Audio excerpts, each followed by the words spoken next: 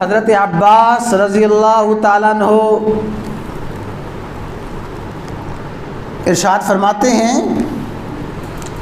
کہ میں ایک مرتبہ رسول اللہ صلی اللہ علیہ وسلم کی خدمت اقدس میں حاضر ہوا اور میں نے ایک درخواست پیش کی، یا رسول اللہ علمنی شیئا اسألہ اللہ تعالی، محبوب مجھے کوئی ایسی دعا سکھا دیجئے، کوئی ایسے کلمات سکھا دیجئے اللہ تعالیٰ سے وہ دعا مانگتا رہوں، ان کلمات کے ذریعے اللہ تعالیٰ کو پکارتا رہوں، مجھے کوئی ایسے کلمات سکھا دیجئے۔ تو جب میں نے یہ سوال کیا، درخواست کی،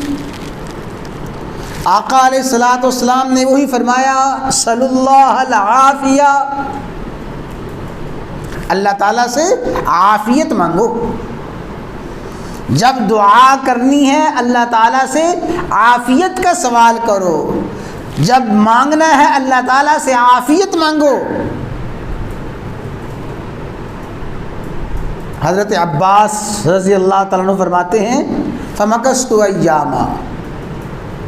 میں نے کچھ دن انتظار کیا، یعنی آپ کی اس نصیحت کے بعد کچھ دن گزرے، کچھ دن گزرنے کے بعد پھر میں حاضر خدمت ہوا اور پھر میں نے یہی سوال کیا، علمنی شیئا اسألہ اللہ تعالی، مجھے کوئی ایسے کلمات، ایسی دعا سکھا دیجیے اللہ تعالیٰ سے مانگتا رہوں۔ تو پھر آپ نے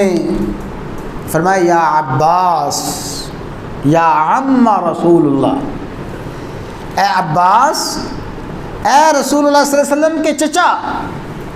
گویا انتہائی پیار محبت کے جملے آپ نے ارشاد فرمائے،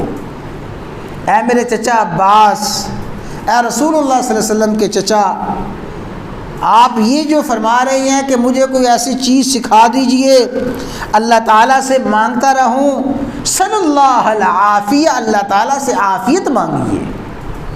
اور پھر آپ نے اس موقع پہ یہی فرمایا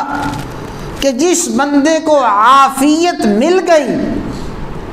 جس بندے کو اللہ تبارک و تعالیٰ کی طرف سے عافیت عطا کر دی گئی، اسے ہر خیر، ہر خوبی، ہر کامیابی عطا کر دی گئی۔